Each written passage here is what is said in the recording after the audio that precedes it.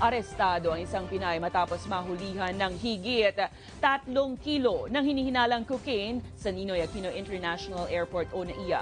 Sa ulat ng NAIA Interagency Drug Interdiction Task Group, nakita sa x-ray exam ang cocaine na nakasilid sa false lining o ilalim na bahagi ng maleta ng Pinay. Tinatayang aabot ang droga sa higit 18 million pesos. Nanggaling din sa Addis Ababa, Ethiopia ang babae na itinuturing na isa sa mga red flag countries ng mga otoridad.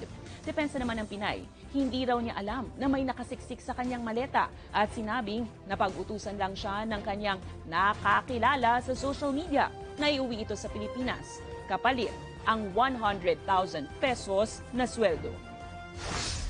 Sana po maging maingat tayo doon po sa mga nakikilala natin sa social media. No? If it's too good to be true, it's just not true.